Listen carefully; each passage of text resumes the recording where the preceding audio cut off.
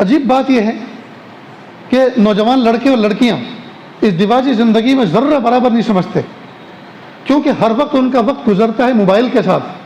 हर वक्त गुजरता है इंटरनेट के साथ, हर वक्त गुजरता है अय्याशी और फहाशी में। लिहाजा वो चाहते हैं कि जो कुछ हम देख रहे हैं हम भी उसका एक फ़र्द बन जाएं। जो कुछ स्क्रीन पे वो तमाशे देख रहे हैं लड़के लड़कियों के, अगर लड़की देख रही है तो वो देख रही है लड़का जो लड़की के साथ कर रहा है मेरे साथ भी कुछ ऐसा ही हो,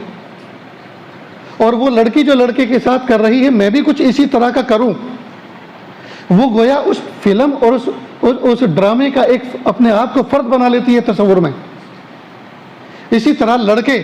जो मोबाइल में तमाशे देखते हैं, स्क्रीन के हराम तमाशे देखते हैं, जब वो अपने जैसा कोई लड़का देखता है वो सोचता है जैसे ये लड़कियों के साथ बिहेव कर रहा है मैं भी कुछ इसी तरह का किया करूं, और वो जो लड़की इसके साथ ऐसा कर रही है मेरे साथ भी जी कोई लड़की ऐसा ही करे, चाहे वो बीवी क्यों ना हो। हाय हाय, जो बंदा अपनी जायज़ और पाकीज़ा ज़िंदगी को फिल्में देखकर और मोबाइल देखकर और मोबाइलों के अंदर तमाशे देखकर, और तमाशे भी कौन से हराम तमाशे देखकर, और तमाशे वाले भी कौन, वो औलिया अल्लाह नहीं होते बनाने वाले, वो भी हराम खोर होते हैं, हराम खोर होते हैं जी, जहन्नम की तरफ जाने वाले और ले जाने वाले होते हैं। उनके तरीक़ों को अपनाकर अपने अंदर मॉडर्निज़म ला रहे हैं, अपने अंदर लेबरिज़म ला रहे हैं, अपने आप को दीन मतीन से आज़ाद अपने आप को करना चाह रहे हैं। और जहाँ ये फ्रीडम नहीं मिल रहा तो सोचते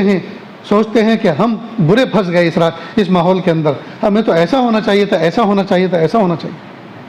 बाज़ लड़कियां तो कहती हैं ये मेरा शौहर अजीब व गरीब है, इसके कोई दोस्त ही नहीं है। अरे अल्लाह की बंदी शुक्र अदा कर इस क़यामत के कुर्ब के ज़माने में कि अच्छा है उसके कोई दोस्त नहीं है, वो बचा हुआ है बलाओं से, मुसीबतों से। तुझे तो इस पर अल्लाह के शुक्र की 2 रकात पढ़नी चाहिए, मेरे शौहर का कोई दोस्त नहीं।